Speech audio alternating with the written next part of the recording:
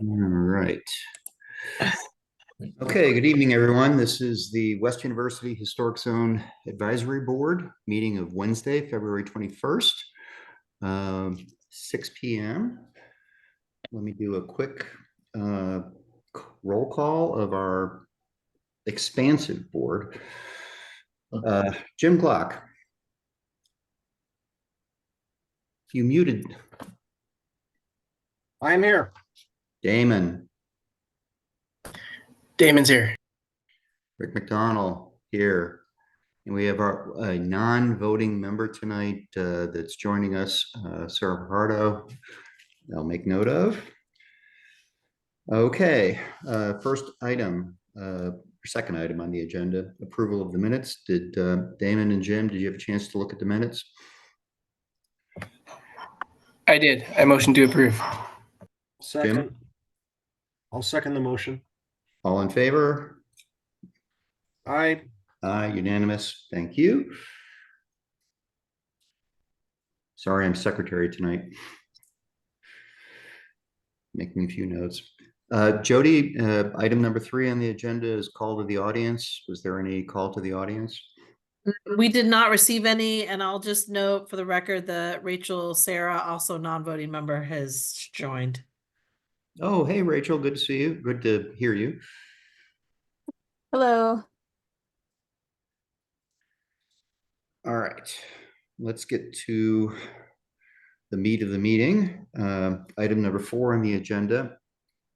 Item 4A, TP PRE 0224-00033, 548 First Street. Noel, are you presenting tonight? Oh, but of course, urban planner time. So You're the co-host, so you should be able to share your screen, Noel. great. All right. Well, thank you, Chairman, members. I appreciate the time. Noel Grimsman, senior urban planner here at Snell and Wilmer, 1 East Washington Street, downtown Phoenix, for your records. And let me see here. It says the host disabled participant screen sharing, so I'll need whoever's host to free me. It skipped around and it made somebody else co-host. Hold on. Uh-oh. Let's see. Hold on, let me get you. There was some other guy, Michael Macaro, who was made co-host. I don't know what happened. Let's see. There you go. There we go. All right. That's better. Okay. So let me see if I can make this work. In theory, let's see here. That should do it by window. Why is it not? There we go. Let's try. Is that one going to work? We shall see. All right. So in theory, let's make sure that's the right one. Let's see. Are we seeing? Should be seeing the nice, pretty aerial with any luck. Hopefully that's working for you. All right. Yes. So, excellent. Well, again, for those of you who aren't familiar with the project, just a quick trip down memory lane. This all started off at the south east corner of Speedway and Euclid for the Capstone project. That project ended up, started, 2018. And eventually ended up encompassing most of the block there from Speedway South to the Udall Center, and consisting of a number of historic resources. We had done some inventory work to look at the movability of those, and we shared with your group a while back that relocation plan and effort. Basically, the homes are coming off of Speedway and Euclid, and there's 5 of them, 4 going to what we'll call the second Ave site, which is the bigger of the 2, and then 1 going to the First Street site, label number 2 there. And as part of that, the concept site plan that we were working with at the time as we went through, contemplated there's an existing on the larger Second Ave site. There's an existing 1922 era home on the lot that has an addition in the back. I'll show you some images of that.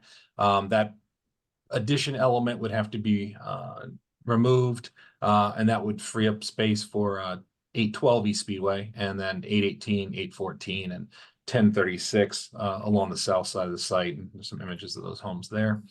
And then on the other parcel is the location for 1040.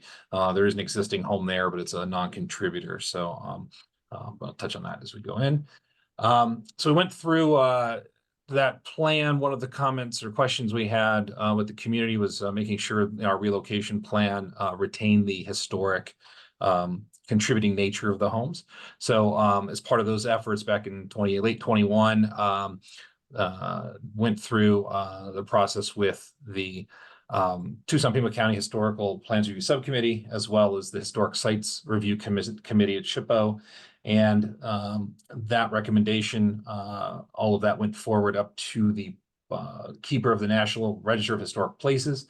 And we received letters for each one of the properties in January, confirming that the keeper has approved the relocation. So that made it through that effort. And then after that, finished up the entitlement portion of that, which really isn't important.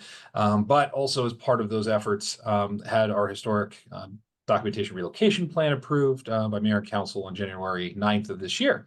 So as you can see, long history getting us there. So the portion kind of where we're at now is the lifting, so to speak, has been taken care of. The move plan we're working through with the city.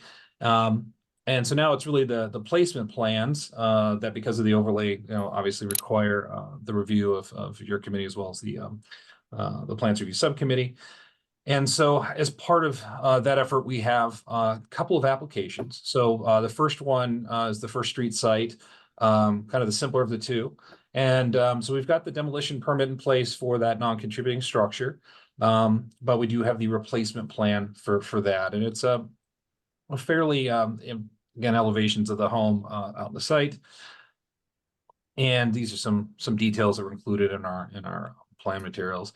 But the idea is obviously some of the elements of the structure do need to come off the building in order to be safely moved and then reconstructed. And so the first element obviously is the site plan, placing the home on the site, and then kind of the scope of work. So this is sort of a summary of the scope of work that will be undertaken. The idea on each home has a similar scope, so I won't bore you with reading all the details, but essentially it's identifying kind of what happens on site. So that's the the removal of porch piers, roofs. In this case, for this home, because they're integral, they'll have to be braced in place, and then the pergola on the south elevation would be removed and transported. And then once it gets placed on the site, then it's reconstructing. As well as repair, stucco repair, window repair, and then installing a new porch for that one, because concrete cast in place porch, and then a new roof would go on there, as well as rebuilding the chimney. And there we go. That gets a little bit closer in, but basically the scope is kind of identified in these plans. And so one of the items that we wanted to make sure was understood by the contractor is the foundation detail, and making sure that the buildings are sitting as they kind of traditionally have, so they're not going to come in and do just slab on grade stuff. That these are all on kind of tiered foundations. So that would be part of the final detail for the foundation plan. So it gives an idea of the cross section. So that's kind of just the general on that one. The other element of the materials will be addressing second half. That one's a little more complicated. So that one there, we've got the blue box kind of identifies the later addition element, and then you can kind of see that little bit of an offset to it, and then the Noel? existing. Oh, yes. Oh, I'm sorry. I don't really want to move, just Oh, for the sake of my sanity here and keeping track of all this, can we just kind of stick right off the get-go with 1040 and not treat this as one, because it isn't actually treated as one item on the agenda. Oh, sure. whole- No, that's fine, Richard, no problem at all. So with that, I'll take any questions then on this one. Yeah. So Noel went through that kind of quick for the board, for Damon and Jim. Are there any questions? I know you guys have seen variations of this before.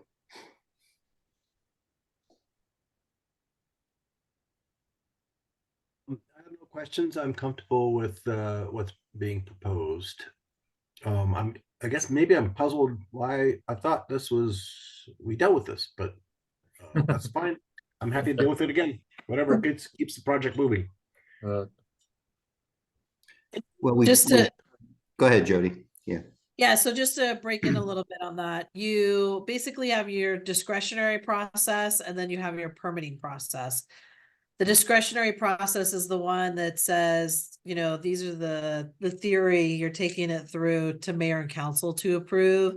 Now they're in their permitting process, and this is where the finite details come in, like these are the windows that we're gonna replace. This is the type of wood shingle we're gonna put on there. You know, this is how we're gonna move it. It's more of the specifics.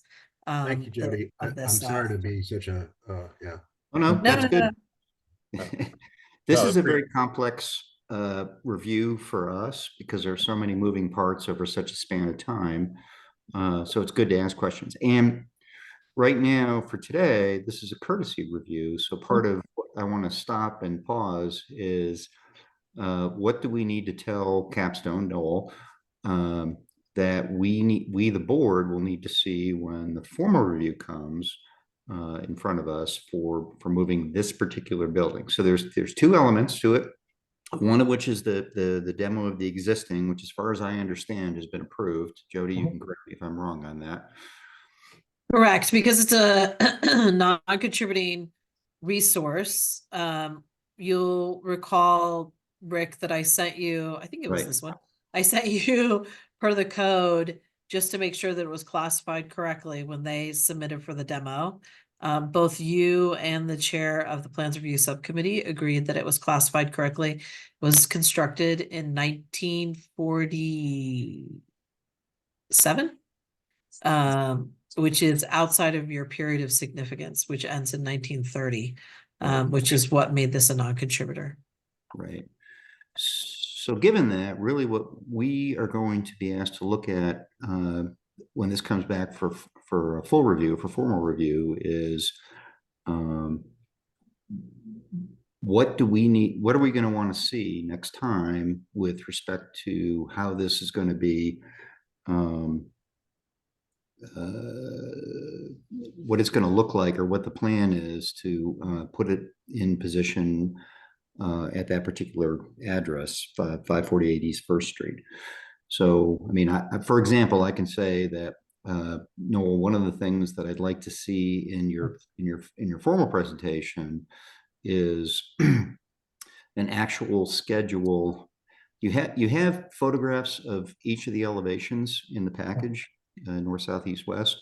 Well, a couple things we're going to be interested in right off the get-go is going to be that windows in the when it's in place are going to be conforming to our historic guidelines. So if something's damaged or broken, you mentioned repairing windows. So I'd like to see for sure that windows are repaired in such a way that's consistent with our guidelines, right? So they need to have the appearance of the existing window. They need to be made of the same materials that the guidelines approves of, things like that. And same with the doors. Now, I don't know what the as-is condition is of the doors, for example, and for that matter, the windows, but it's when put in place in the new location, the doors, if for some reason in the past things have been done with those doors that make them non-conforming by the guidelines, they need to be brought into conformance because of the fact you're touching them, if that makes sense. So for example, if for some reason the doors on this building or any of the other ones are steel security doors, when you bring it into place, yeah, actually that one looks like a slab door.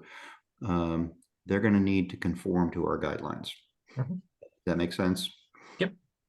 And the same with the windows, although I think the windows need to, even if you repair them, or if they're damaged and you need to replace them, they need to wind up being wood or aluminum clad wood or metal clad wood windows that are double hung if they're they need to appear to be double hung if they're double hung. They need to have the same light structure as they are today. I mean, basically, you just need to show that you're going to make it look like it is today.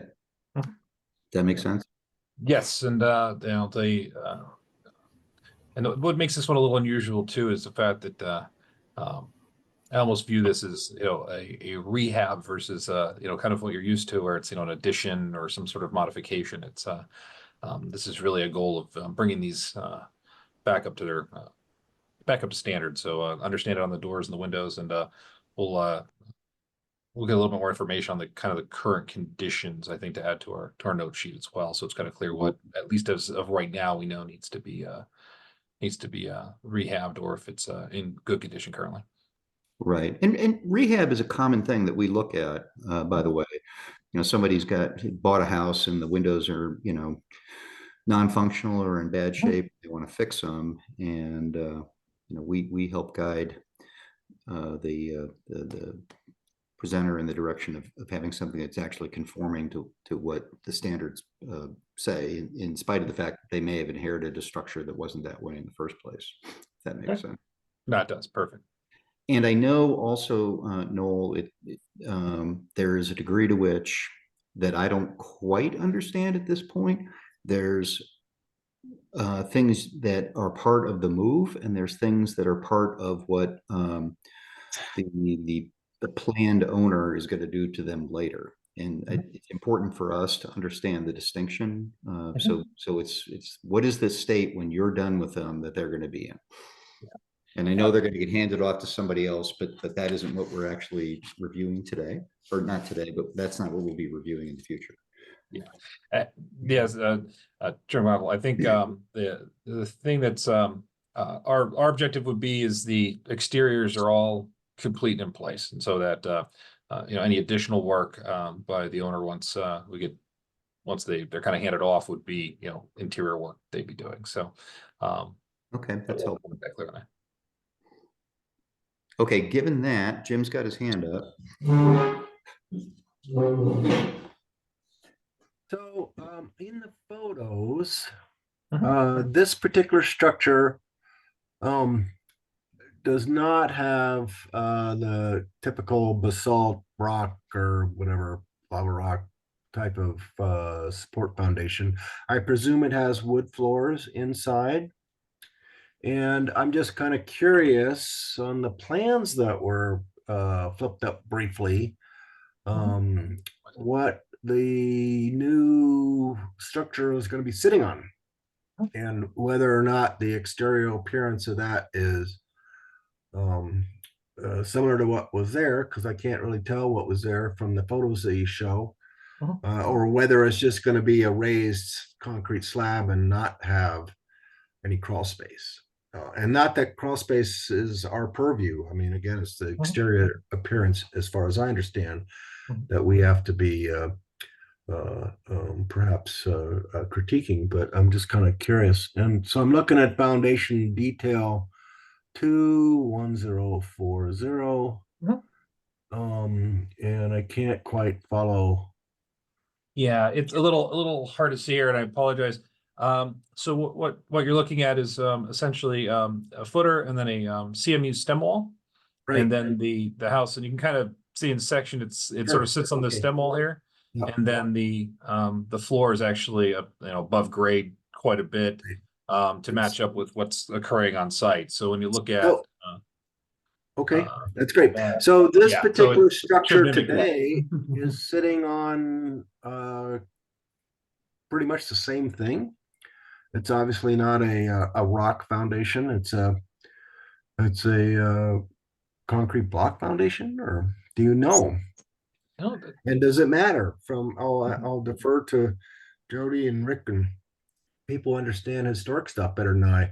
But I'm looking at the center photo on the top, and it seems like it's stucco down to earth. So if that's what it's going to look like in the end, then then my question's kind of answered.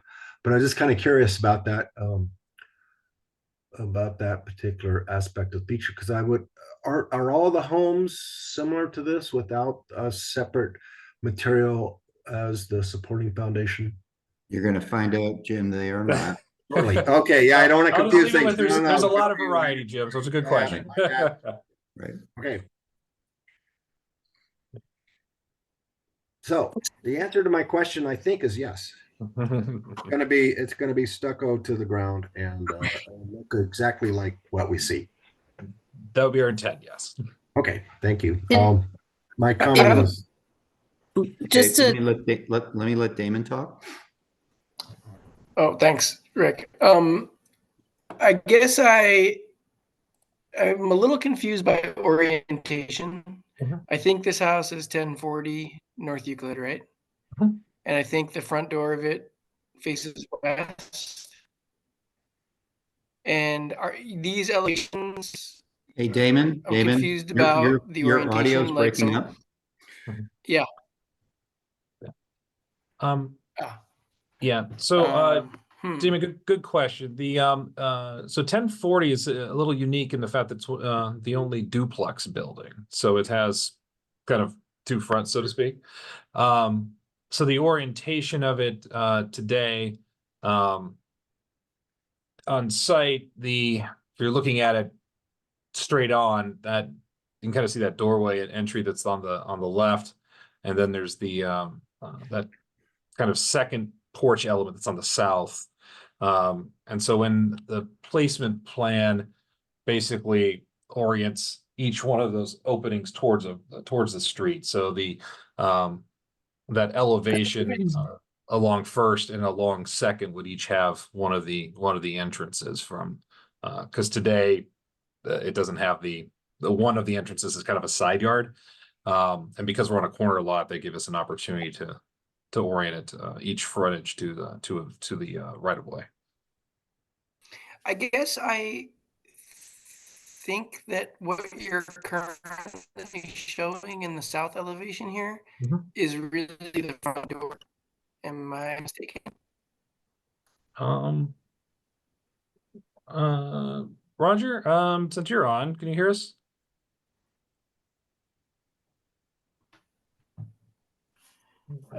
I guess to explain where I'm coming from, I Yeah. guess I would have expected the front door to either face north or east, given where I think you're placing the house. So I think you might have faced what is kind of kind of the original back door. I think you might have faced that north. Am I missing something?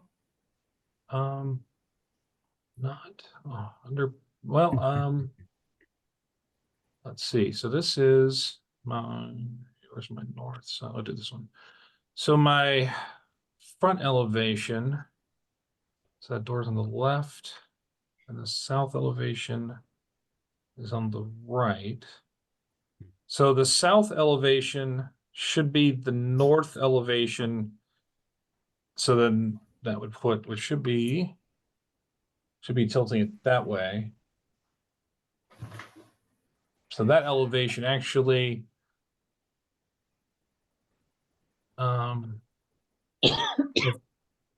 Chuck, it's sorry to I'm gonna ping you since it's your site plan. Yeah, basically, Yeah, I basically, guess. Because I can understand the confusion on it, because now that I'm looking at it, Go I'm ahead. starting to question it myself. So my apologies. so the house is rotated 180 degrees, so the west elevation faces east and the south elevation faces north. So the two porches face a street now, and that door on the south is a back door that's on the north elevation of the existing house. Okay, so that's this door here on the north elevation. That's now basically the rear yard. Yeah, number 4, 3 and 4. Gotcha. So, okay, now I'm confused. So, okay. So picture on what's on here, Mhm. picture number 1, Mhm. is that the front of the house? Today, yes. So that's the front Yeah, that's the elevation front of the looking house. looking from Euclid. That's Okay, and then the other door is shown in pictures 3 and 4, correct? So That's would the back be door. The back That's the door. back door, Yeah. okay. 2 is the second entry. That's the one that's south facing right now. So this photo, you're kind of looking at it from Euclid, looking north, Okay. east. So yeah, so the patio element and entry for this unit today is facing south, so it would face, that would then be facing east off of Second, and then the elevation in 1 is just facing west, that one ends up facing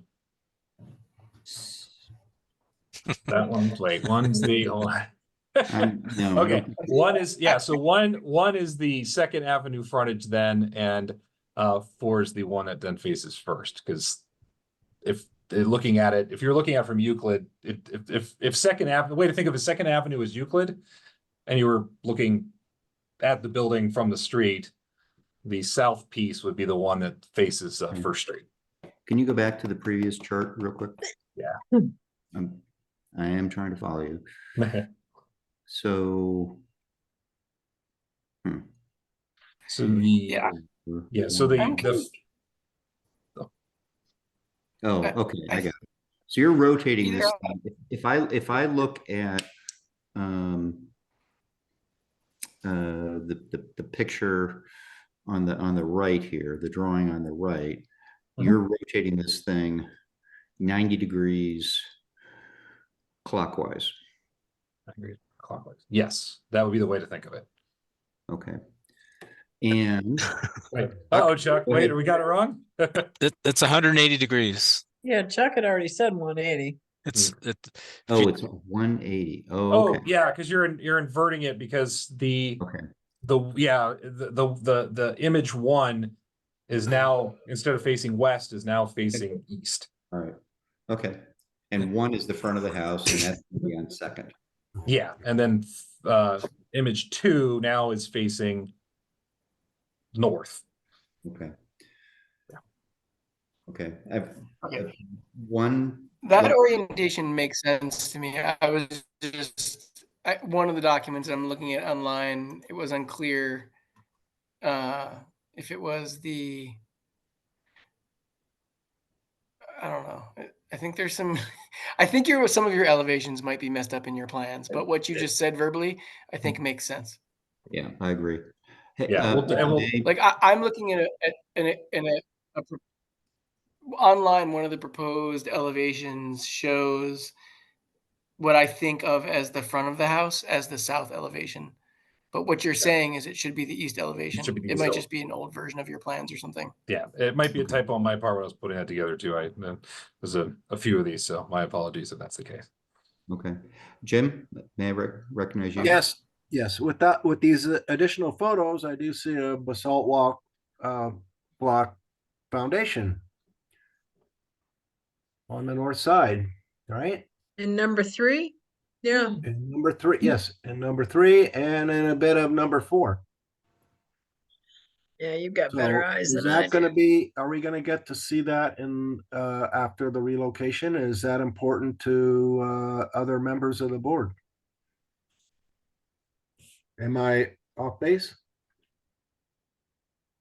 You're not off base. I don't think you're off base. I don't know what pictures you guys are talking about though. I don't know if I'm seeing the wrong screen, but What's on your screen? There's 1, 2, 3, and 4, the photos of the house. Yeah, And if you look at photo 3 along the foundation, it looks like that same lava rock that's in my house. Yeah, it looks like they stuccoed some of it, like you can see in 2, but it looks like 3 and 4 they left it exposed in those elevations. So when you look at the elevations that are drawn, that everybody's reviewing, they are general in nature and don't specify that material.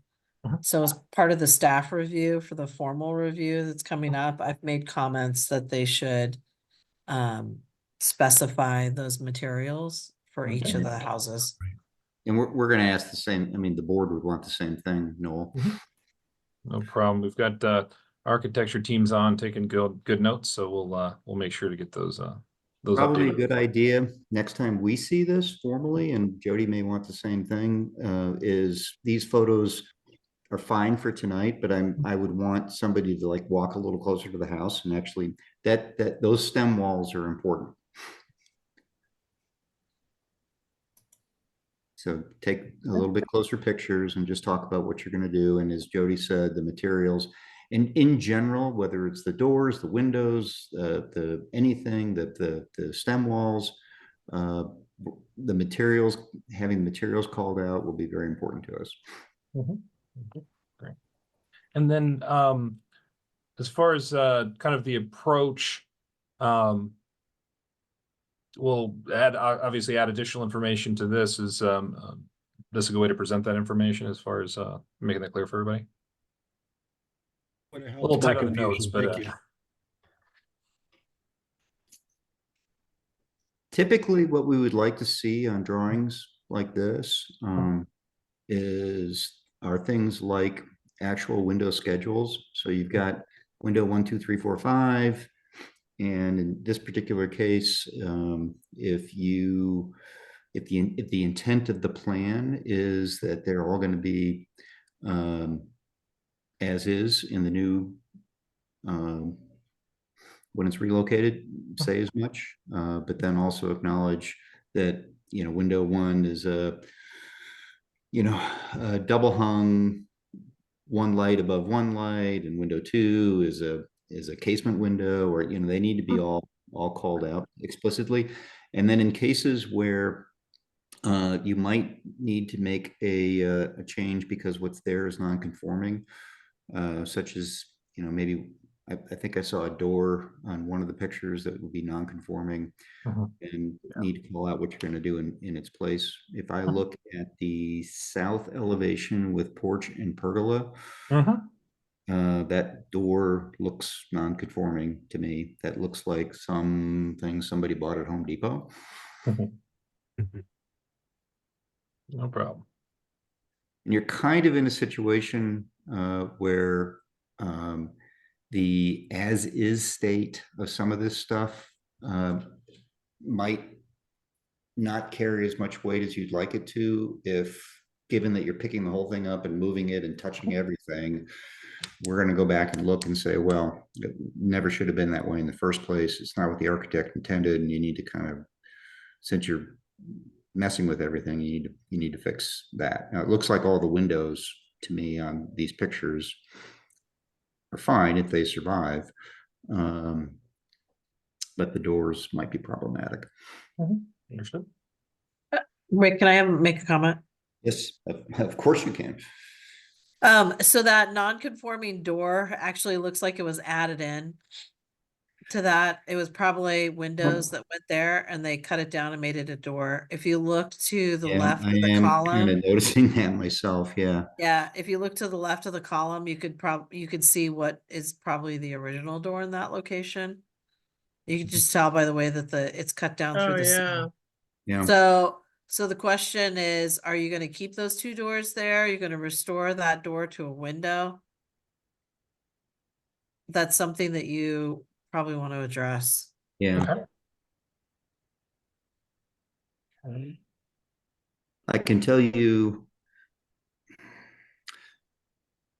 I don't know how it plays in a situation like this. We're all going to have to kind of feel our way through this, but if that particular area was original, which I agree with Jody, it looks like there would have been a window there that somebody cut out and put a door in. We wouldn't have agreed to let that happen. That's certainly not what it would have looked like originally. I don't know in this particular case, you're going to have to come back and say specifically what you're going to do, but as a minimum, that door, the door itself is non-conforming. And then to Jody's point, the whole penetration into the building is non-conforming. we'll take a close look at those and identify if there's anything that needs to be restored as they go through the elevations. Okay. That's no problem. Jim, I see your hand up. Yes, real quick. Capstone team, are these your properties now? Are you able to go inside and look at things? And for example, that will tell the story of whether this door was original or not. If we look at what happened, you peel a little bit stuff. Yeah, off. a good question. And I think what where Rick's trying to go is, boy, you guys have done a great job up to this point. I don't think it's going to break the bank for you guys to take a look, see what can be done to try to make this look as close to what we can best assume it may have looked like way back when. I mean, again, I think there's at least on my part, a general supportiveness of this. And I think we're just trying to make comments that will make everyone happy at the end of the day. And those observations, that kind of research and stuff will help avoid some of this continued consternation on our part. So thank you. I'll shut up. Understand, and we'll take a hard look at those features that appear to have been modified and see what we can do on those. Okay. Right. All right. Let me ask of the board, is there any other things we want to talk about with this particular property? No. Mhm. Jim, your hand is still up. Maybe that's because you didn't push a button, but thank you. Damon, you okay? Yeah, I'm good. Thanks. Okay. All right. I think you got some good comments. Some of these are going to overlap into the next conversation. So the next part of the conversation has to do with 928 North Jacobus. These are the other properties that are going on the 928. Yeah, the site you're seeing right there. And there's just Noel to kind of help the conversation a little bit. I see there's kind of two phases to the conversation. I just want to kind of make sure that we don't blend everything together, so we can just kind of have a thoughtful conversation about each. One is, since you got this picture up, that you are proposing demoing that particular part of the existing contributing structure that's with the dashed line around it, and the other has to do with the relocation to that site of the other 4 buildings. So for the sake of the conversation tonight, let's start with one of those 2 subjects before moving on to the other, and not blend them all together, if that makes sense. Makes perfect sense, Chairman. And actually, it's how I kind of laid it out. So with this portion, as you mentioned, we have the demolition and then the placement. So to kind of start off with the demolition, so this kind of shows you the overall site plan post relocation, and as you can see, the blue box is the approximate location of the addition. And so the addition, obviously interferes pretty significantly with site planning. As the team was working through site planning, it was trying to find a way to work around that, but both from a move standpoint as well as kind of being able to lay things out, also make sure we have our AD access and parking and all of those other elements and stormwater. Ended up being that element wasn't salvageable. So the home itself, I believe it was 1922. I think I've got a number in here. Just now I'm forgetting off the top of my head, but the original structure, is in pretty good shape and would be obviously rehabbed by Jules. This is, obviously his project and his piece of this is the property owner, but nice looking structure from the street. The addition in the back is, and I've got some maps to kind of walk through, but definitely an addition that was added on. You can kind of see how it's offset from the primary structure. So the image in the center, lower center, you're looking kind of back at the original house. So so if you were if you were, or back, I'm sorry, from the original house, back towards the addition. So the window and scupper that you see on the right-hand side, that's the original structure. And then that 90-degree wall that projects out is actually the part of that addition element. So they kind of took the whole thing and kind of offset it. And then you can kind of see also it's a little unique in the fact that it was done as apartment units. From what we can tell, there's some advertising that Roger had found in research, and the way this kind of laid out was each one of those doors was its own little kind of mini apartment. So sort of kind of one of the original student mini dorms, I think, kind of the way to describe it. You can see the interior shot, some of the material, as well as kind of the overall condition of the space.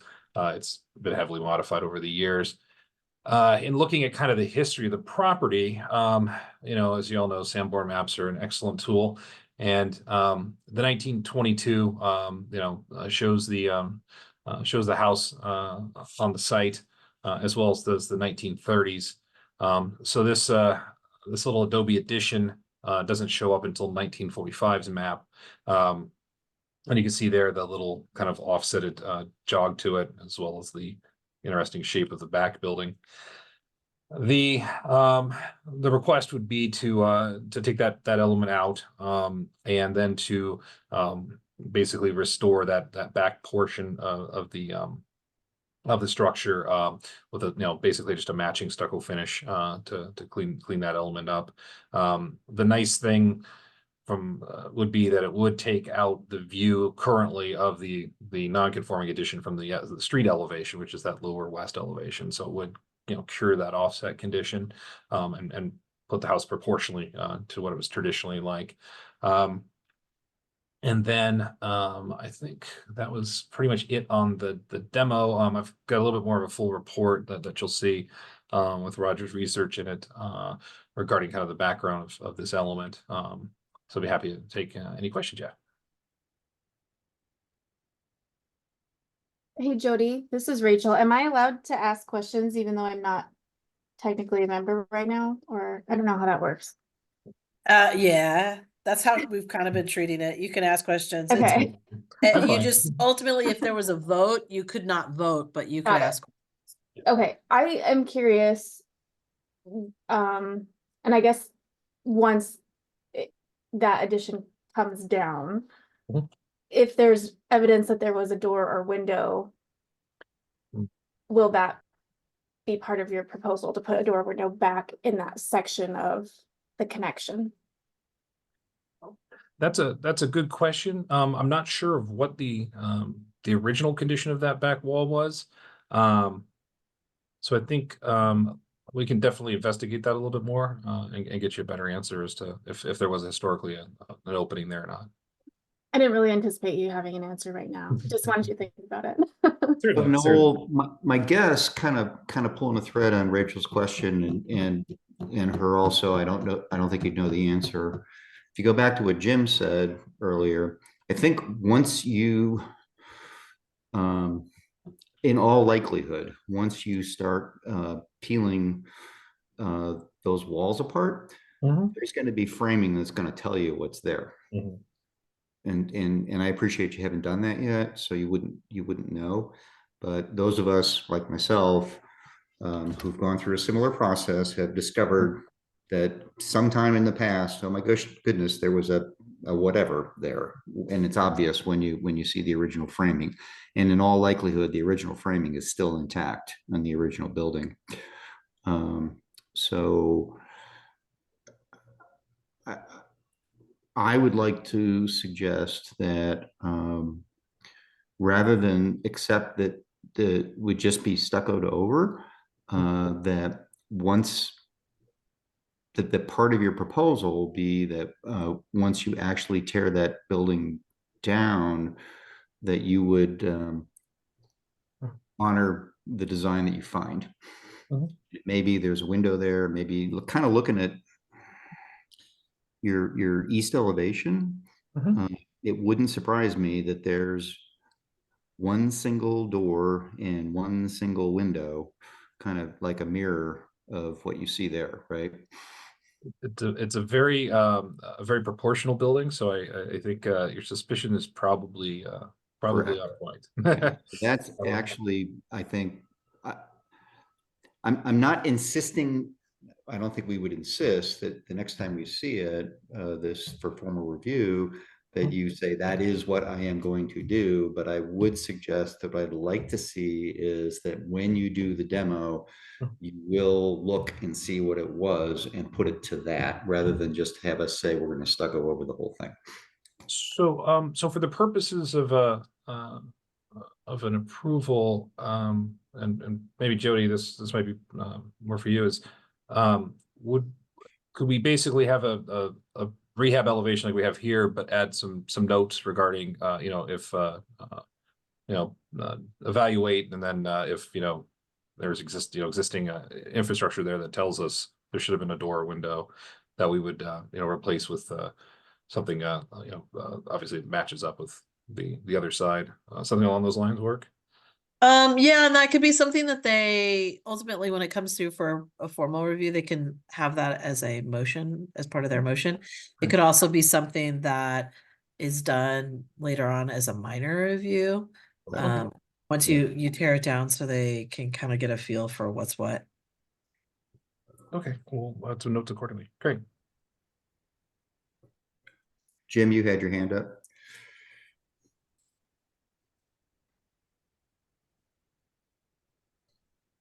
So it's it just is mind-boggling that Adobe would be used as a material between 1922 and then that addition in the Sanborn map. And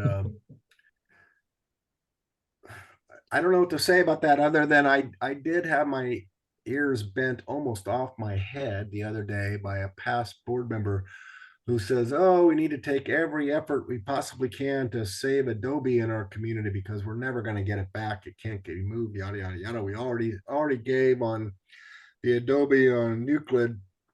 So I guess I've got to pull this thread just a little bit, you guys. I don't have the same extreme viewpoint on Adobe, but could Sanborn have missed Adobe Edition? I don't know. This is maybe a Roger question. It just seems weird. And then, I mean, I did run into Joel Ireland the other day, and is this the Adobe structure that is causing some consternation in this whole thing? And I just gotta fuss with it a little bit for my conscience. Again, I'm not going to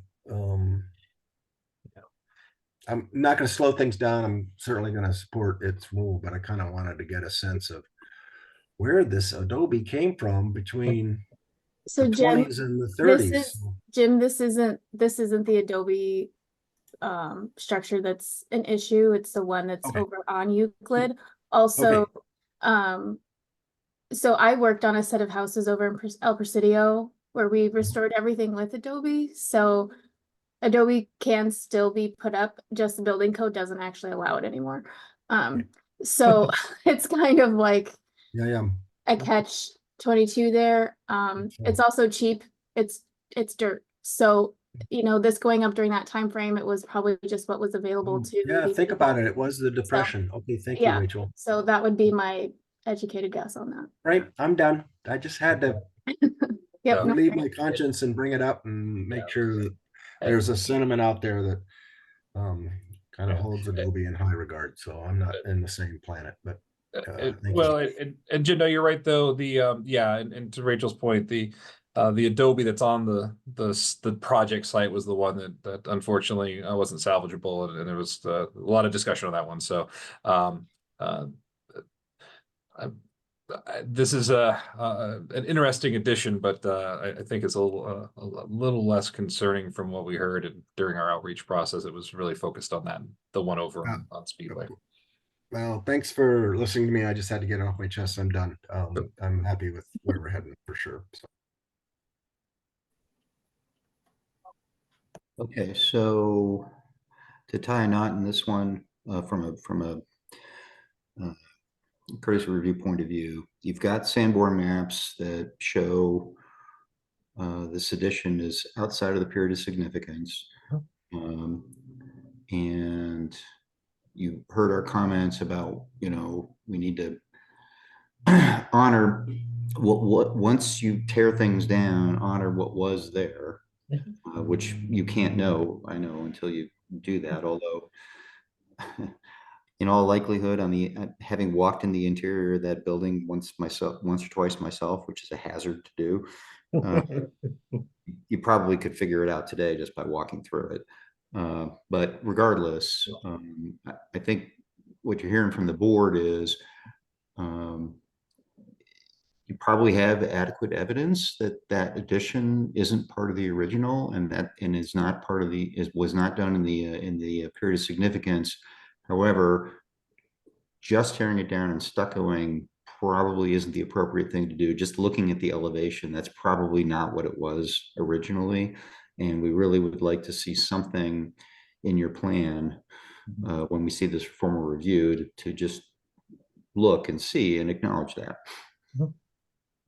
More than fair, and we'll take a look and see if we can determine that now, and if not, we can make commitments to that going forward. Okay, cool. Given that, I want to go back to the board. Any other questions before we move on to the relocation part of it? Nothing from me. Okay. All right, let's go on now and talk about the other four properties. Alrighty. So I kind of broke this into kind of each house, just since each one's a little different. So we'll start with 812, which will be the one will be on the north corner of the site, oriented. This one was a little tricky to place because of the way that they have to move it in. So when you look at the house today, as you look off of Speedway South, and then this one's not originally the house in the corner, but now the home that was to its east is gone when they did the widening, became the house on the corner. So you can see that west elevation, it looks more like a side yard condition, not because of the nature of that. But the overall images, again, a few of the details, to the point about security doors and things of that nature, have to address that with this structure as well. And then we get into kind of the scope, and again, I won't read everything here, but this one has a little bit more complexity involved with reconstructing that porch and doing again a slab condition, and then reconstructing that roof element. And a big part of that is just that this doesn't move well, so they'll do some disassembly and reassembly for that element, and then most of the rest of the work is going to be the repair work, stucco, etc. So that kind of gets you into the plan for that one, and then the foundation detail. Here they've got they will need to call out a little bit more information on that as we discussed. But you can kind of see this one's a kind of stucco to the ground kind of solution that they did. But again, with the elevation, you can kind of see that this one has a pretty good sized crawl space from the photos. So I go that way. So the foundation plan, again, if you can kind of see where the finished grade is, and you can see the height there, that's trying to illustrate so that finished floor height will match up with what it was when it was sitting on site today. And then the kind of front door of the house ends up kind of facing towards the I think that's Jacob's, the kind of alleyway with a name that is to our east, and so then the porch elements and all that get restored, and then the north elevation would be the side yard condition that we have today, oriented towards the other side alley there. So it's kind of front door will be from the north, and then I think pretty much it on that one. So take any questions you have there. Understanding some of the prior comments on window schedules and things of that nature, we'll add that information as we finalize these.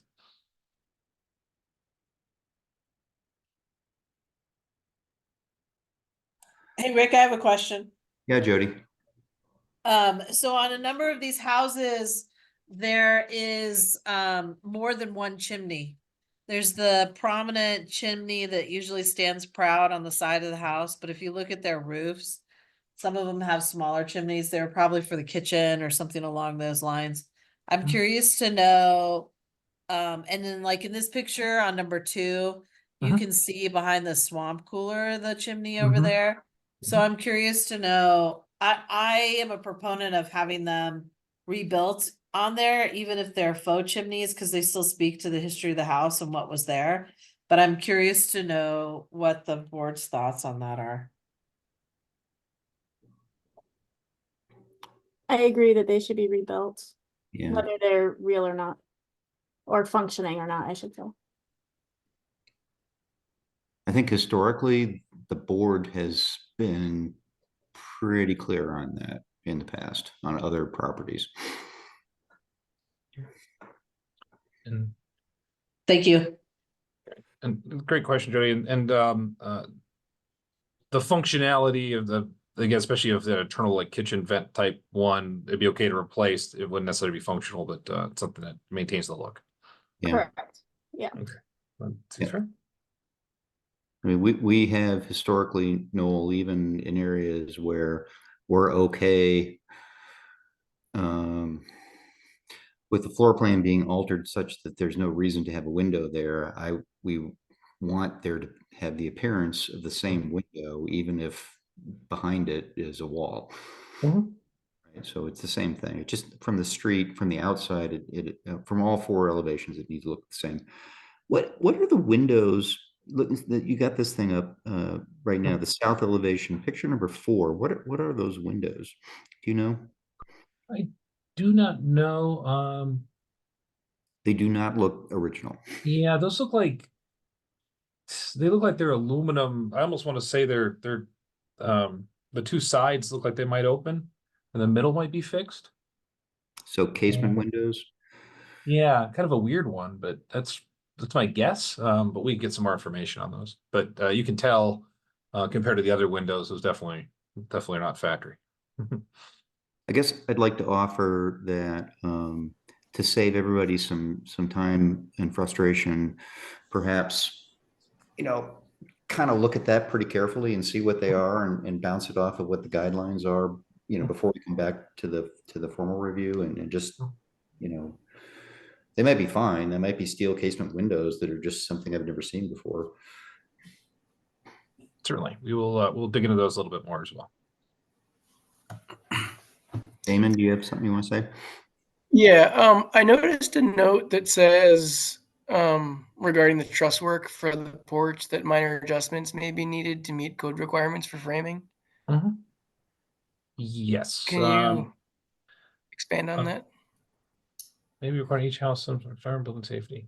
I think that was a generic note that they added to the scope. Once it's evaluated for fire and building safety, my guess would be that there's probably something the architect noted that may not be to current code for some reason. So we'd have to work through that with the building department to the extent it applies. I think that was more of because I think that showed up on all of these, if I recall. I'm looking at a note on, and I'm sorry, but for some reason my screen doesn't show what you guys see, but the audio seems to be working. So I'm trying to follow along with the files you have online. So I might not be looking at the same image you're looking at, but what I'm looking at is, I think, page 13 of the document, and it's the north elevation, and it's got a bunch of notes like stucco repair and so on. But there's a particular note about the truss work on the porch, which Yes, I wanted to try to understand. Porch roof may be replicated to match existing form and truss work and gable. Minor adjustments may be needed to meet code requirements for framing. So that is the front piece. So let's go look. So that's this one here. Yeah, so I'm Yeah. looking at, I think, an image of the front of the house that shows, and it's hard Yeah, to see, it's kind of a heat tree covering it, but I think there's like some truss work that's kind of, it looks like it's kind of part of the design of the house, and I'm wondering if that's what you're referring to. I would have to check with our structural consultant to get the exact concern, but Damon, oh, my guess Yeah. is that when this is built, 2x4s were actually 2 inches by 4 inches and 4 inches by 6 inches for the 4x6s. And now everything, the dimensional lumber that's available is less than that, by half an inch each way. So it could be trying to acknowledge that they plan on still buying dimensional lumber rather than buying like a 7, a 4, like a 6x8 and shaving it down to be exactly 4 inches by 6 inches. They are going to use like a 4x6 that will actually be 5.5 by 3.5. So I think the idea is that the intent, if I'm understanding, is to match what's existing, but that might not be strong enough for that span anymore, because that half inch can make a difference as a pretty good span. That's my guess, that it's just over time, our materials have not gotten better, they've gotten flimsier. Just the wood, not even just being smaller by half an inch each way, like they just have less stability, the rings and the growth, it's new growth versus old growth, it gets complicated. So I imagine they're like, if this doesn't move well and it cracks or something like that, they can't really replace it in kind because it's just not possible. Does that make sense? yeah. That's my guess. Yeah, that's Rachel's. My understanding is it's just clarifying that if you did, for example, and I think the beam's a good example, just eyeballing this, that that may have to be a different size piece of lumber in order to, if you had to replace that whole span in order to meet modern load requirements. Right. Well, that 4x6 that's existing in place now is a lot stronger than a 4x6 you would get now, because it's old growth, because the rings are close together. There's all kinds of factors in it. So if it doesn't survive the move, it can't be replaced with a 4x6. It'd have to be replaced with something else. Exactly. Our objective would be as get as close as possible. So that would be the objective. So Noel, though, Thanks. on the porch that we're looking at, are you guys taking that thing apart to move it? Yeah, I believe this one, the porch, piers and pony wall with concrete cap to be removed, porch features be rebuilt, slab will go, and the porch roof would be removed and material salvaged. So this, because of the way, actually, I think it shows up better here. So if you look at that roof element, is kind of independent of the structure of the house. So that they'll have to reconstruct that concrete porch and all those elements. And so then the roof that's sitting on it, you basically take that apart carefully, and then that would get moved over. And then when the house is landed, they would reconstruct that porch and then put the roof back in place. So I think to kind of pull a thread on what Rachel was saying, and I strongly agree with this, that's old growth lumber, and it sounds like you're going to take the whole thing apart anyway. So it's not going to get damaged in the move, right? I mean, because you're just going to take those structural pieces off and put them on a truck and move them. It's going to be problematic if you don't reuse that, because it doesn't exist anymore, that material. Yeah, the other issue, sorry to butt in, that will be hopefully not an issue, because we are dealing with historic, and that can supersede some other issues if the building department is like, oh, hey, that span is not adequate, or that member is not adequate for that span. So that's another potential hurdle, which is probably what the engineer or architect was getting at, that this is our plan, but that would be exactly it, Rachel. The intent would be is, salvage as much of this material as possible. And I'm just thinking out loud too, is even not so much, damage, but you get in there and it turns out there's a bunch of dry rot or something that you can't see externally. You get in there and you're like, oh, this is bad material, I can't reuse it. So actually, I've got a question for Jody. I got to watch our time here, but just using this as an example. So that material, that span is made out of, it's not the dimensions, but it's made out of old growth. And then as somebody that's had to do this in my house, that stuff's like freaking steel. So are the standards that are in place today, codes that are in place today for span of X, Y, and Z with loads, those are all, I assume, kind of based on existing modern materials, not something from 100 years ago that's a lot more robust. So Rick, to answer that question, if you have a architect or engineer that's willing to stamp a load calculation, the reviewer should accept it. So, Okay. All right. It just comes down to somebody being willing to take the liability for that. Yeah. And that's not always the case. That's not always the case. That makes sense. So Noel, I guess from my point of view, this is a poor choice of words, but it's the only one I can think of right now. The aspect ratio of the members that are up there are an integral part of the character of that porch. So maybe it behooves all of us to see if we can preserve that material. And I know we have an engineer on the phone, see if there's any way to get someone to say, yeah, that's, I mean, we're looking at it all right now. That thing's been there for 100 years and it's pretty good to me. Yeah. It goes back to the same thing with Adobe. Like how many of those structures are still standing if they were taken care of, but you're not allowed to anymore. So. Yeah, I just hate to see us. So one of the side issues that they haven't had their CDRC review yet for this, and it's coming up like next week, I think. But one of the items that was previously discussed and might come up again is because now these houses are in closer proximity to each other where they're at, they may have to do some fire rating on the eaves because of the way that they extend out. And this was a conversation that we had early on. I've been with this since I started here at the city.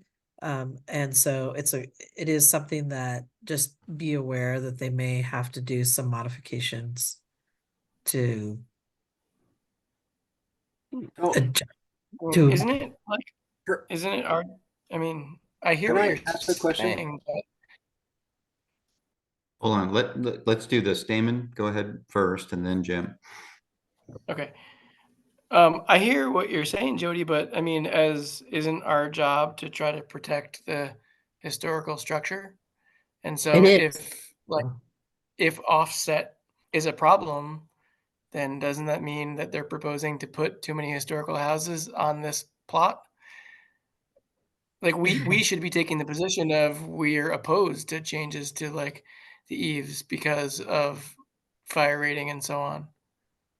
Yeah, and I'm in agreement with you. Don't think that, when you're saying that you're preaching to the choir, but there are in some instances things that historic doesn't trump. So No, that's fine, but it's still our job to take the position of, I mean, obviously we can get overruled by just about anybody, but it's still our job to take the position of, we don't want you to make modifications to the house. And I'm just letting you know that as they go through their CDRC review, that there could be changes to the eaves where maybe they're boxing the eaves weren't really originally boxed or something along those lines. And it could be that they're not something that at first blush is going to be visible. It's just something as you start to look a little bit closer, you're going to be like, oh yeah. And Chuck might have something. He has his hand raised. I don't know if he has something to add to that. Thank you. So I was laying it out, I noticed the eaves are very wide compared to normal plans. So I have at least 6 feet between the eaves, and about 11 feet between the houses. So I think it should be okay for fire. Yeah. So if it's not an issue, I haven't measured or anything like that. I just wanted to let everybody know that if it comes up, just to be aware of it. Can we go back to the new proposed site plan?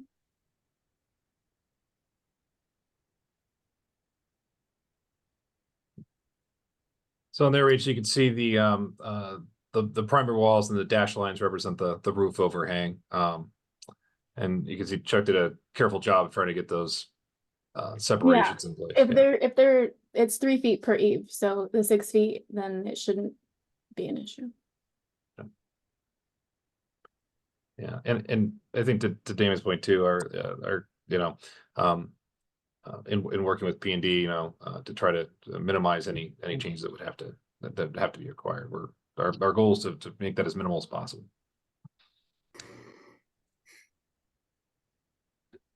Two quick questions, maybe.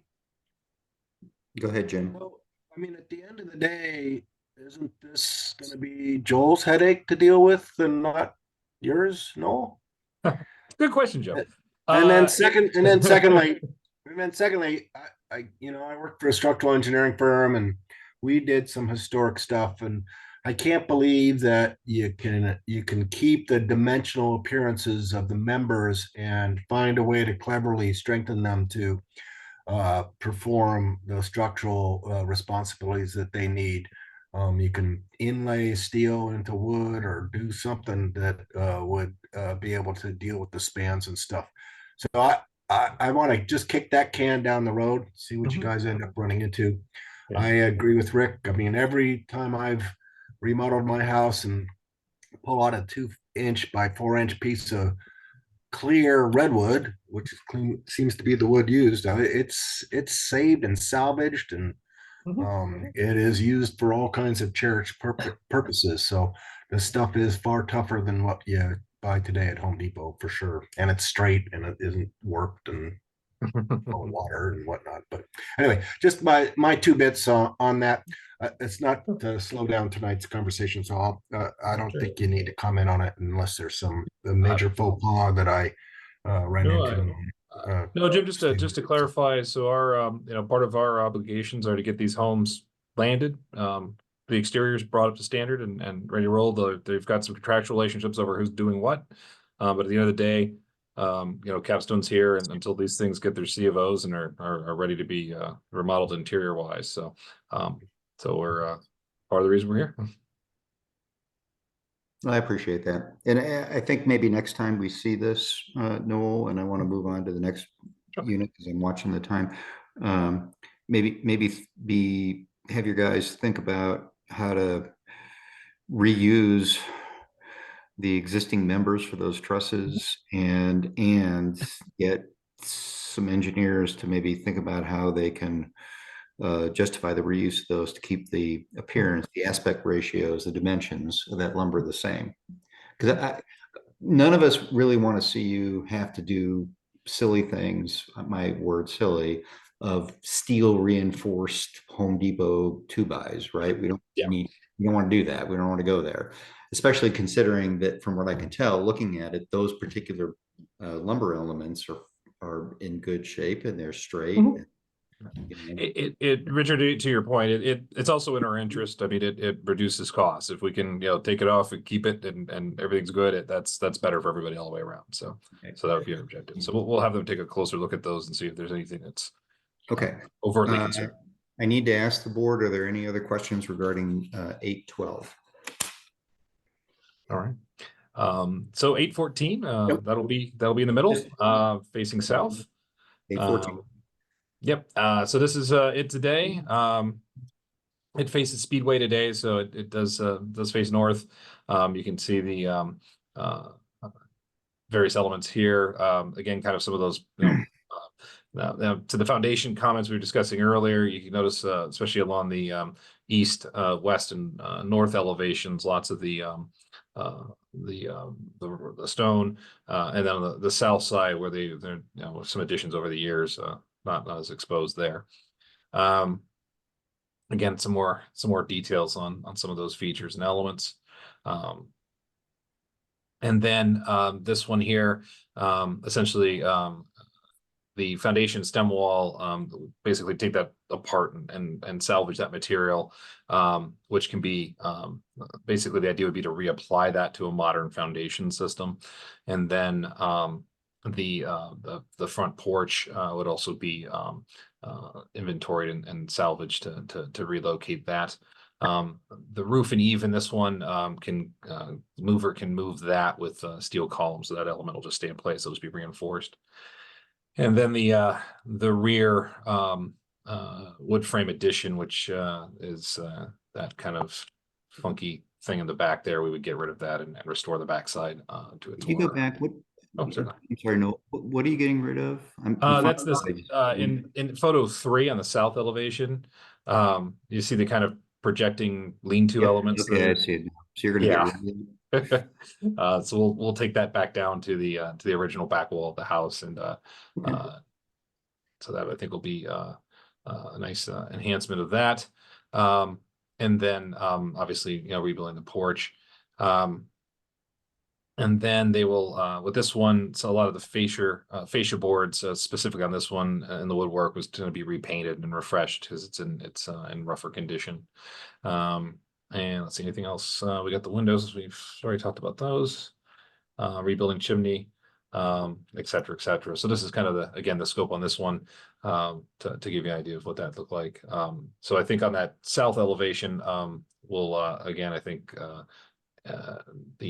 once we understand that interior condition, can see if, because looking at that one, my guess would be there might have been some window elements there as well. So we do the same treatment. Okay, good. I was going to bring that up next because there probably was something there. Yeah. Although that one's probably completely, well, you'll know when you start turning into it.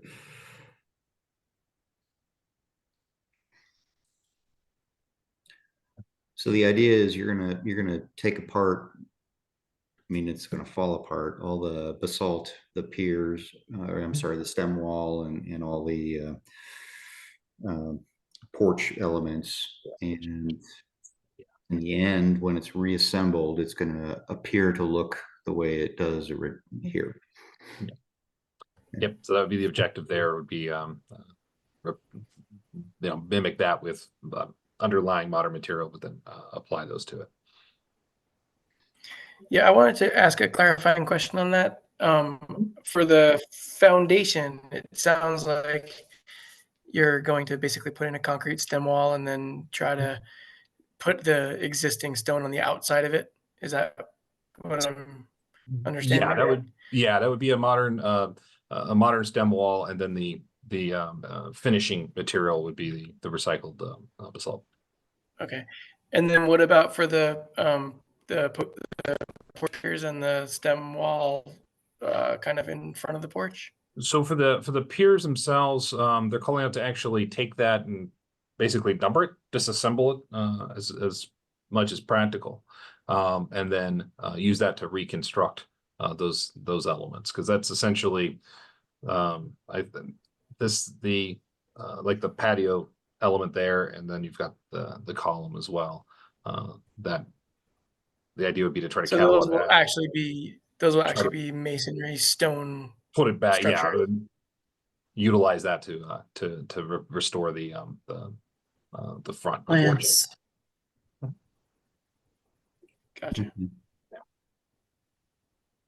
I don't. Did you say that they were going to try and like restore it? You said to number it and take it apart. Like, are we talking about? Like. Okay, that's complicated. It's going to be complicated. This one's a little tricky because of the way they constructed it. But the idea would be is these elements at least in the scope appear to be reconstructible. The nice thing is we'll have oops, let me go that way. We'll have those elements there. I think are fairly easy to reconstruct, and then given the using more of a veneer approach, I think we'll have some extra material that should help fill in the gaps as they do that work. So when you say veneer approach, you're thinking probably take the basalt from the existing stem wall and, I don't know, cut it in half and just have it be tiles of some sort. Essentially, yeah, it would be that modern material, and then this would be like an applique. So they would have to, since those are like big stone pieces, they have to slice them so that they can get them flush. Okay. I personally don't have any problem with that. I just leave it to the board. Does anybody have an issue with that?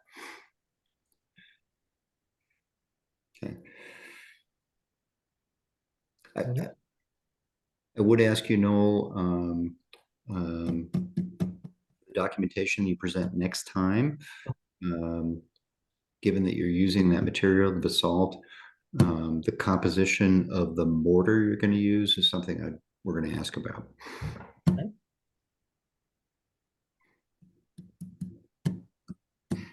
I think that might be worth discussing a little bit here. Mhm. Are you saying, Rick, that we would ask them to use historically appropriate mortar? I'm asking that we Because- understand that you've thought about the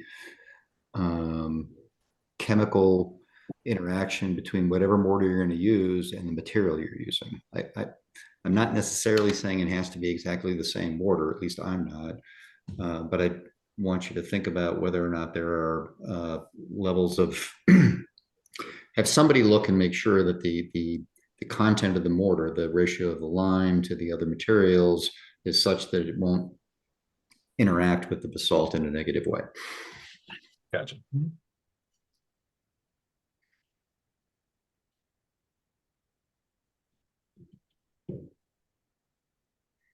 All righty. I think we have somebody look at that. I mean, Damon, do you have I mean, Ralph, are you not concerned about that, or am I being kind of? No, I was asking a clarifying question. I agree with what you said. Okay, yeah. We've had instances in the past, Noel, where folks have used a inappropriate cement mixture against materials, historic materials that weren't tolerant of that particular kind of cement, modern cement and old materials, and they can create additional problems. So just somebody that knows something about basalt or I assume that's basalt, and thought through the chemical interaction. Yeah. Okay. Okay.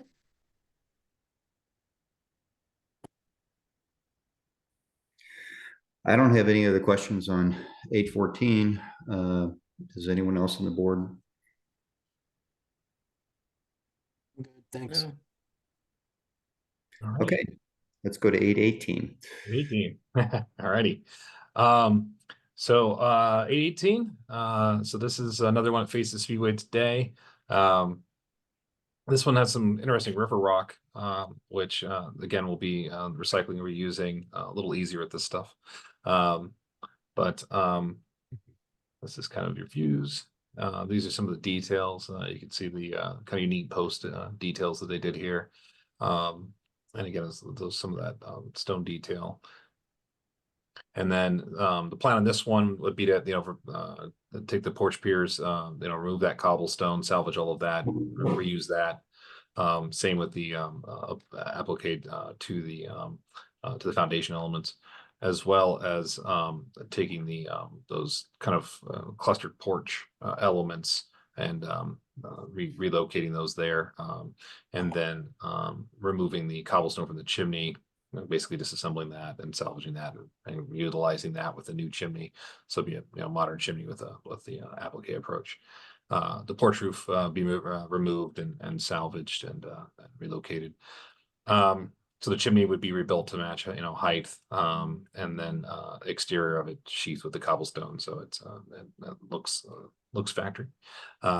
As well as applying it to the porch piers and pony wall, and reconstructing the porch posts and pouring a new slab. Obviously, that's all concrete. And then refinishing the fascia boards and rafter tails, etc. Because again, those definitely need that work. Window work as well, and the roof. Again, same foundation concept, but with the elevation matching existing. And I think that's pretty much the highlights on that one. So.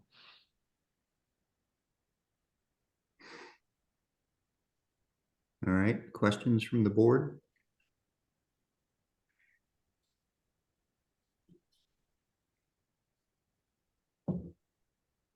Okay, we're getting in a rhythm. All Hey, right. Noel, do you have, like, for stuff like that, this is just an academic question, like the river rock on this particular unit is very unique. The application is very unique.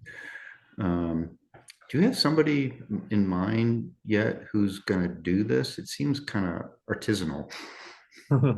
It's actually a good question. We've been kind of talking about on the contractor side how to get those types of skills, because it's not something you just hired some random person to do. So so we are looking at that. I don't have an answer to that yet as far as who would be doing the work, but typically you're going to want the folks that take it apart to be the folks that put it back together again, because they're understanding what they're doing, as well as people that have experience working with stone, working with classic materials. And so we're working on that. I don't have a name yet, but that's something that's on the mind as we're putting the team together for the construction side.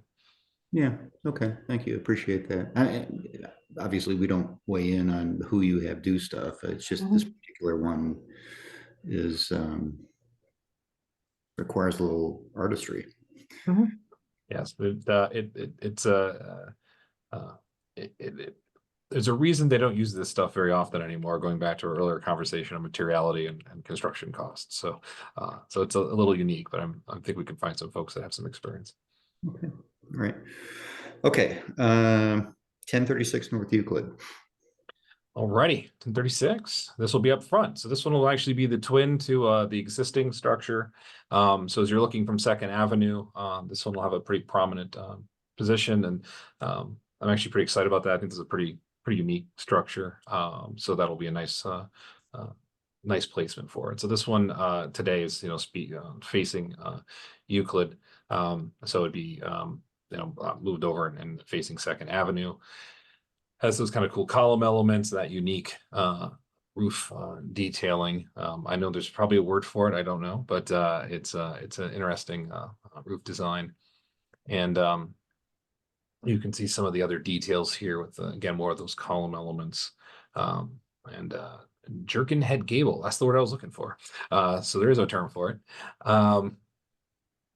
You can see foundation wise, I think this one's kind of I don't want to call it concrete on slab, but it's a lot lower than the other ones, which is kind of interesting too, compared to how the other ones were constructed. So Noel, on this one, okay. from a foundation point of view, I don't remember, there's two buildings on Euclid that have the same roof layout. I know you aren't going to do anything to the other one, but I think you're acquiring both. Does this one have a basement, or is it just the other one?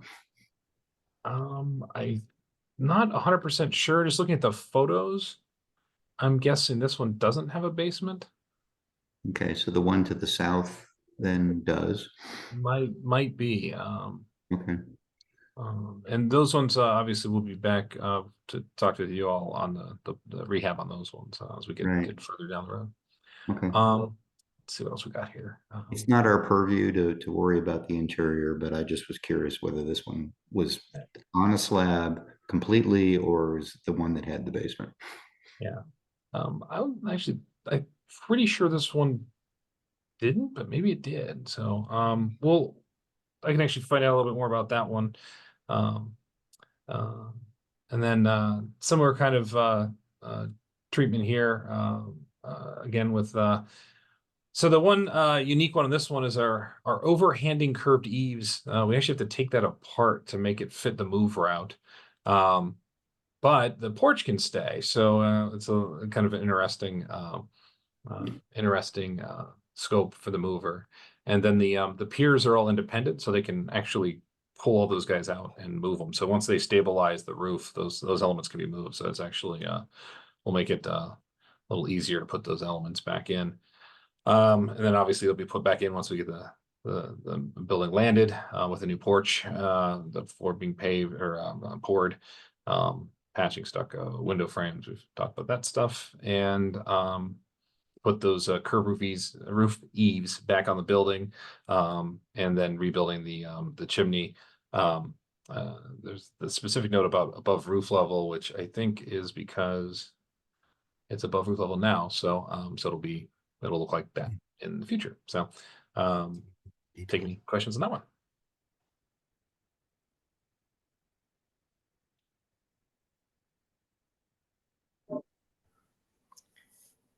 I have How will it? oh, sorry, go ahead. No, go ahead, Rachel. I just want to kind of reiterate that we're not repeating the same comments for each building, but like door and window schedule, repointing or Yeah. rebuilding the chimneys, even if they're faux, that kind of spans across all of them, even if that comment wasn't made for each. Yep. structure, Understood. which is, yeah, okay, go ahead. I was going to ask about the removal of the eaves. So if I understand what you mean correctly, how are you going to reattach them? So I think the issue was these elements, kind of that. As far as I'm not sure how, when we talk removal, I think we're talking about this top piece. So I don't think it's all the eaves. I think it's the top element because of the height.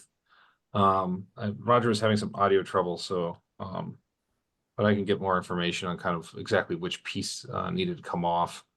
And then to how it's reattached, that would be another question I have to punt to him as well, because I'm not sure how they put them together to begin with. I'm assuming they're integral, but I'm not 100% sure on how that relationship will work. If you pull them all the way back and get to where they're connected, or how best to do that. So we can get an answer for that one. Yeah, I guess I'm still not sure I understand, but I think our concern would be if it can't be put back like it was. Yeah, it looks like curved roof eaves are reattached. Okay. Yeah, I'll have we'll find a little bit more information on that. And I think the nice thing is you can kind of see how they live in the photos. They're kind of integral to the roofing element as well. So if they do have to make some modifications, the underlying structural elements to make that work, the roof material would conceal that, so it would still have the same look.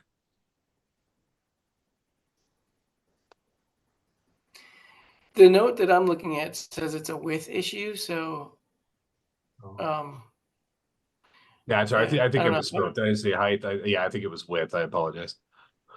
No, it's okay. It's I don't expect you to know the answer to all these questions. What I'm getting at is that like chopping off the eaves, if that's really what we're talking about, seems like a pretty major change.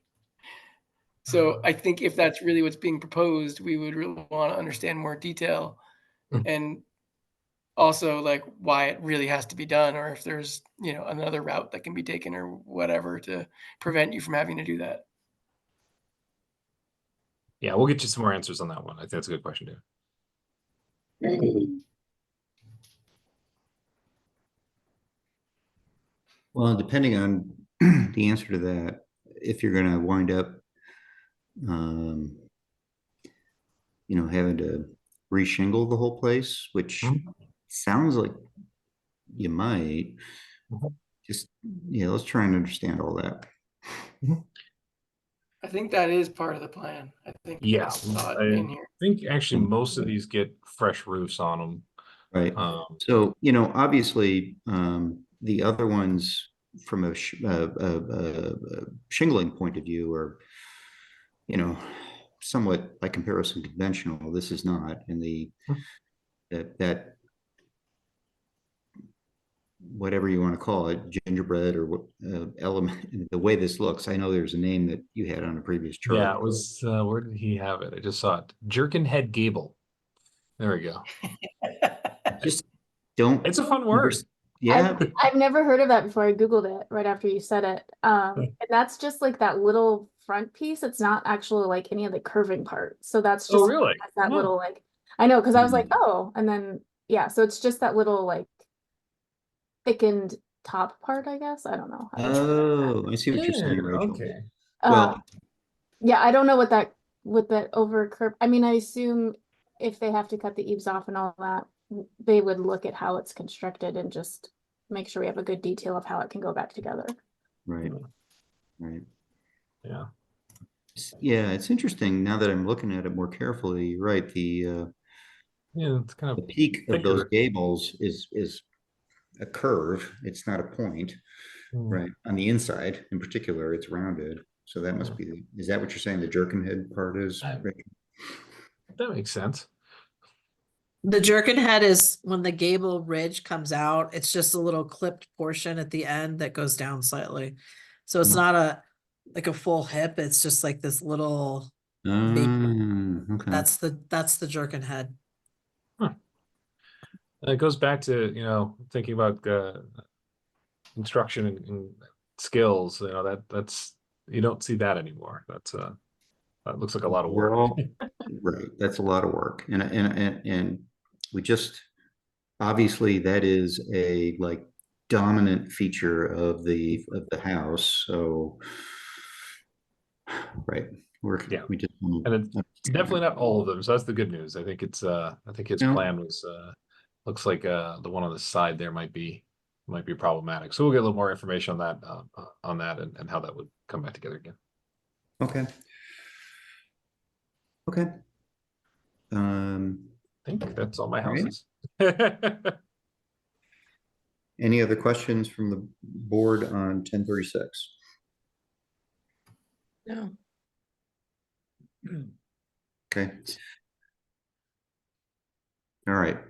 Hearing none. All right, Noel. Okay. We'll do the best we can to kind of write up. I'll do the best I can to write up my notes from this meeting. Obviously, you've got notes you've taken. Yep.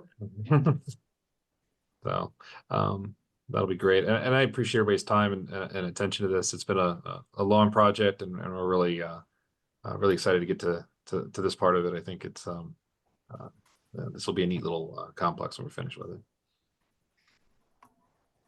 Totally. Okay.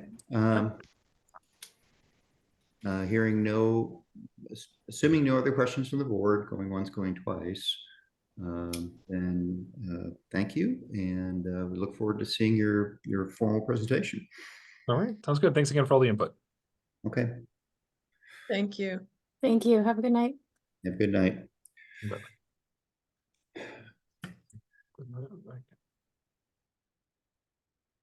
Okay, moving on. Item 5 on the agenda was elections. I had texted you earlier, Jody, I don't know if you saw it or emailed you, that I'd like to defer until our other 2 members are actually voting members before we do elections. That's fine. You just, yeah, you're trailing it to the next meeting. Yeah, because I think, Rachel and Sarah, I assume, got approved by mayor and council tonight, and then, by next meeting, we'll be voting members. I, to be honest, did not look at the agenda to see if they were on the agenda for tonight. I did, they were. Okay. Yeah. Rick, I'm not gonna be here though for the next 2 meetings, just so you know. I did see that, so, I appreciate that, but it'd be nice to have Rachel there anyway, instead of having 3 of us vote, at least get it to 4. Yeah, I'll be back in May. Okay. All right.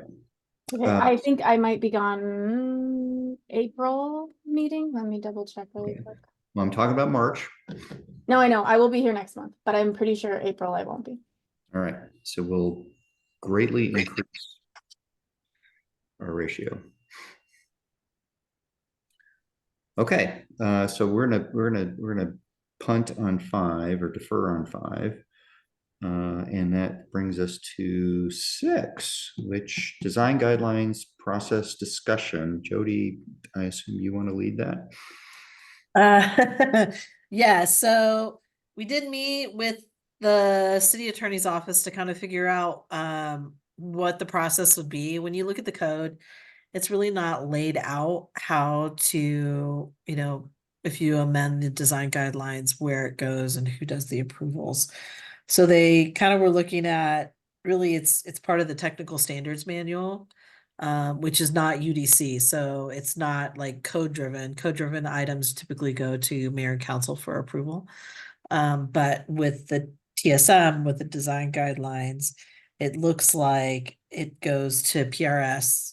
It goes potentially to the CDRC, or the design professional, and then it would go to the director who would who has the potential to make a recommendation that it goes to the city manager for final approval, and the city manager, depending on what it is, if it's something totally crazy, then it could go also to mayor and council. So I would expect that, given that your design guidelines have been already revamped to the longer format, and the updates that you have done have been minimal, you just kind of change materials, that it would be ultimately a stop at the city manager. But on the other ones like Barrio Historico and Armory Park, Fort Lowell, those are the other advisory boards that are talking about doing updates to their design guidelines. They're going to go from like 2 pages to 30 pages. Right. So they're going to be more like us. Yeah, and it'll be a substantial change. So in that instance, that actually that may be something that the city manager opts to go to the mayor and council. So it's got a wider breadth of people who are reviewing it. So that's what's doing it right now. We also wanted to go back. I don't know if anybody recalls, but we have to dig through our records we were curious to see what happened when you originally updated your design guidelines to the current one. I think it was like 2015 that you did the substantial modification, and what was the route that it did then?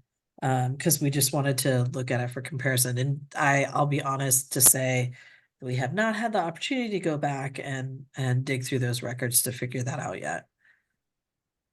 It seemed to me, I mean, just remembering that, I don't know, one of the title page of our existing guidelines, that the most recent amendment, I thought, went to mayor and council, but maybe that's because it was a substantial change. So where does that leave us, Jody? I mean, do you just got a little bit more to do on city side? Yeah, so we can, if you want to send me your most recent update, we can at least start by getting it docketed on the next available one for PRS. Okay, it goes to PRS. Yeah, I think, just to be clear, it'll probably be like the March timeframe that we're looking, obviously, the March timeframe. That's fine. I mean, we're all kind of anxious. We spent a lot of time on it, and just it's been, so whether it's tomorrow or March is at this point kind of academic to me. So I'll send you, I'll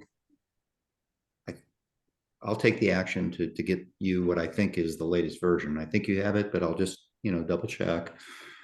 And then you think it'll be, and do you need us to present something, or is it just you send it to PRS and they kind of look at it, or how does that work?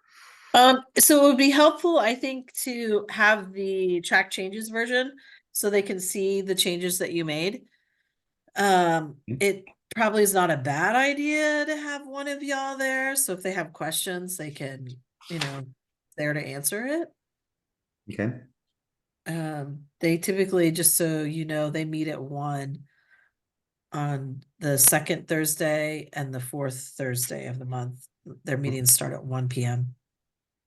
I mean, I can support that. I'm unemployed anyway, so. Aren't you retired? Same thing. Well, good point. I've got a lot of hobbies. Rick, can you send those around, please? I will send. My wife probably has them, but I haven't seen the updated draft. Yeah, fair enough. Yeah, I'll tell you what.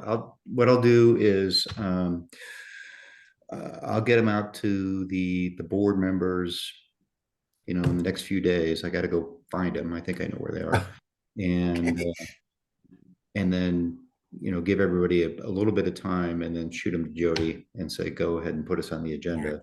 Okay, that works. And I'm available to the extent people trust me to represent us appropriately at any boards, commissions, or whatever as well. I am, I wish I was unemployed, but volunteering for volunteer organizations may not make you any money, but it keeps you awfully busy. So Yeah.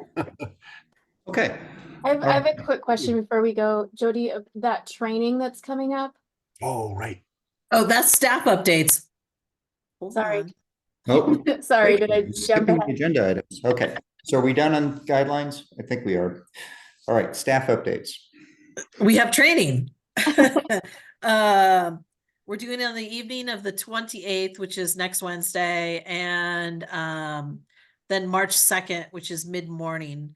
They're both going to be over at the HCD building. We've done training there before, even though it's been a little bit. There's free parking all around. I anticipate that it'll be about 2 hours. We'll have snacks for everybody and We things don't to need hand. to, we don't need to attend both, correct? It's one or the other? One or the other. You just Okay. need to attend, and we don't have any virtual options for it. It's kind of helpful just for everybody, we think, to kind of be able to talk to other boards, and kind of get a feel for what's going on and what everybody else is doing and stuff like that. So we think it's a good, what's that word called? Socializing event.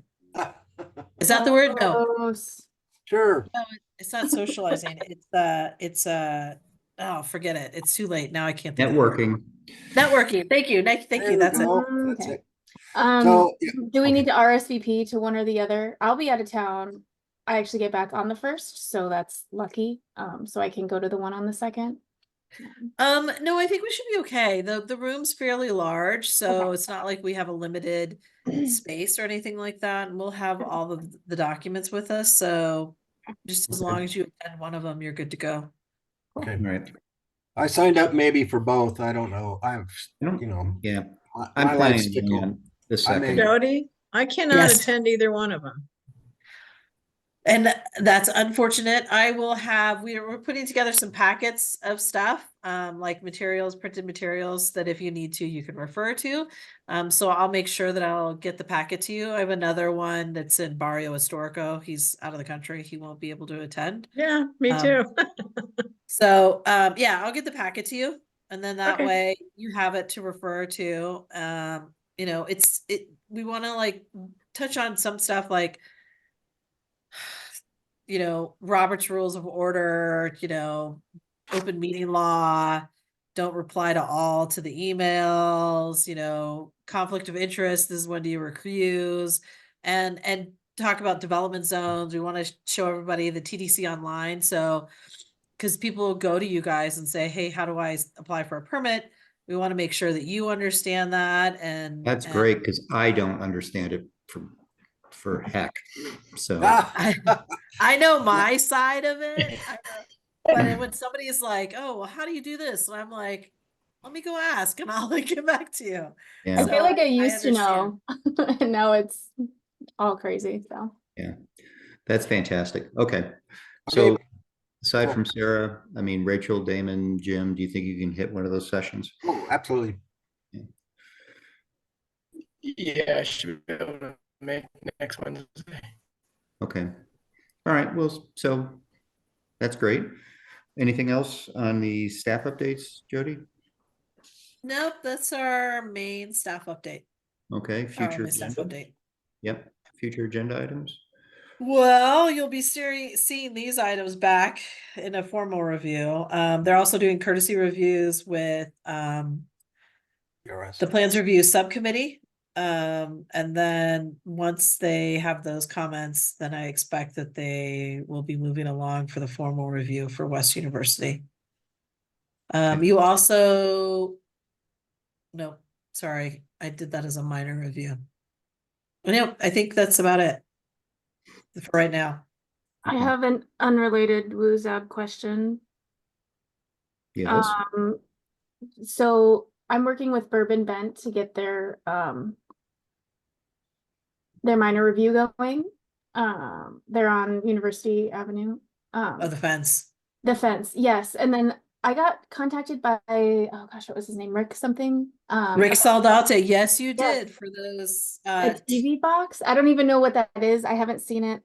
Do you know what is going on? there's I these do. TV things that are Okay. mounted to the wall that never got any permits. And one of them is like right at one of the front porches. It's like really close to the Vigas and like it's like a terrible placement. The Yeah. other two, not such a big deal because they're on the side. Okay. But they're like, I assume that you put the TV in there and then when you close up, it allows you to lock them in. Oh, So so if it's you like a little close- like safe for the TV. Yeah. it's a box, They're yeah. these rusted metal looking Uh-huh. square or Yeah, rectangular. I had no idea what they were, and he sent me an email, and I'm like, a TV box? What does that even mean? And so I left a voicemail with the client today for them to let me know what's going on.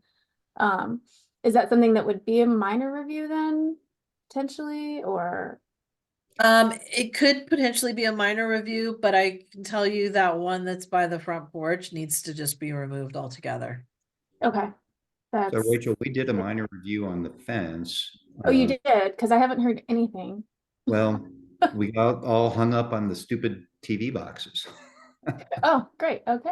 So I don't know how it's going, I don't know what Michael, I don't know what the communication is going to be on the city side. I mean, I know from the. Was there review- somebody there representing the project then? No, there was not. No one showed up. For the Michael meeting. didn't tell me you guys were having that, so I was not I able understand. So we to went ahead and had get a the client there. conversation anyway. Okay, And just to kind of help move things along, and it was, yeah, the fence looks okay from our point of view, but what the heck are those things? okay, good to know. I'll hopefully be able to clear that up with them tomorrow and let them know that they need to go through the process again on the boxes and to probably just remove the one at the front. Yeah, I mean, right. I mean, if you looked at it, you'd know that if you were the reviewer, you would say, no. Yeah, I had no idea what they were even talking about. Like, I was like, is it like a cable box? Is it like, I No. don't It's know a what- big, Yeah, huge, flat gotcha. screen TV. Okay, And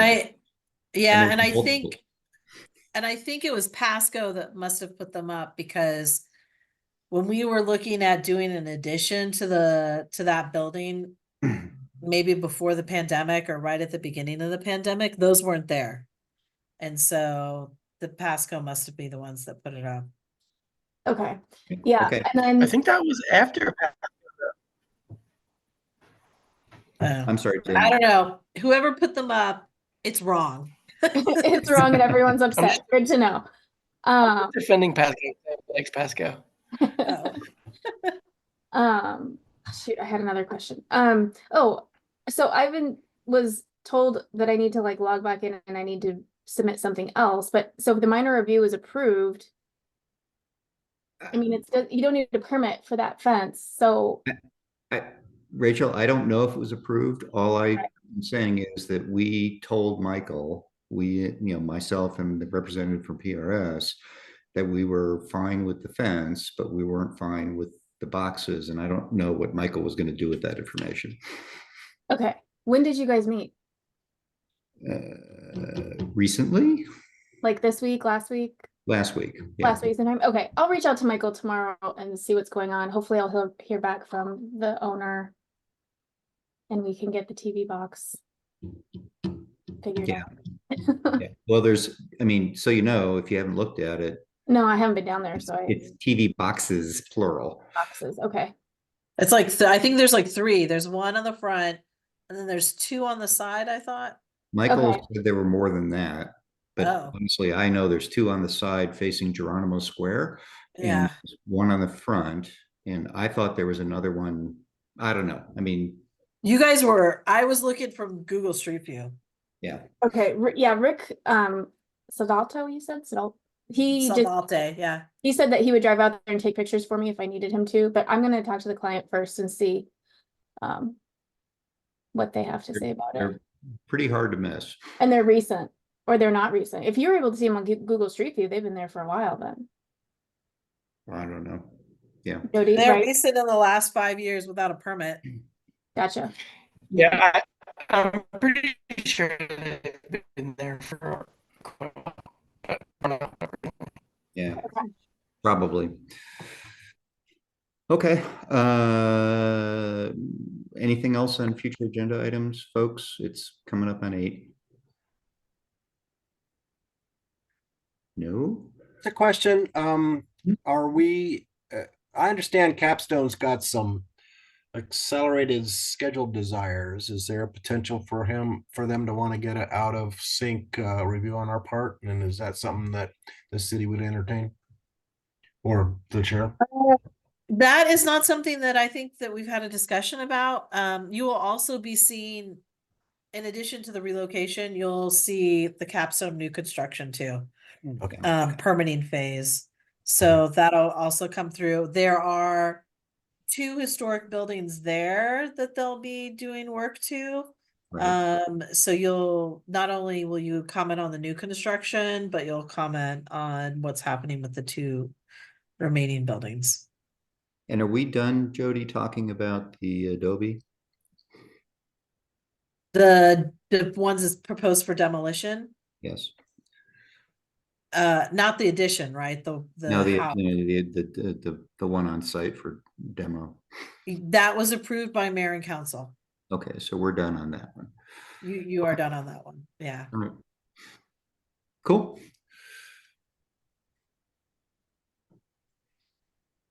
All right. Rick, thank you, Jody. Good work. Okay, so. Thank item you, everybody. Adjournment. So, okay, Jody, Robert's rules. Do I need to actually like have a vote on adjournment, or can we just say have a good night, everybody? You can say you can have a good night. I just went through Robert rules with another committee. 2 things that I learned. One was you get through your agenda and you don't need to have a motion to, Yeah. only if you It's- don't get through your agenda, that you actually have to have a motion to adjourn. Secondly, and this is weird, you can't have your chat box open when you're having the meeting because you can't record the discussions that are happening between individuals in the chat box, and that violates open meeting law. Yeah, that's the city clerk. We'll learn about that next Wednesday or Saturday. Okay. So So given that, Thanks, Damon. I was looking at the street view too. I don't see them on the side though. That looks like a electrical box on the side. no, Is a TV box on the side too? it's a TV box, 2 of them on the side. Okay, I can't Yeah. see them in the street view, but okay, I'll find out.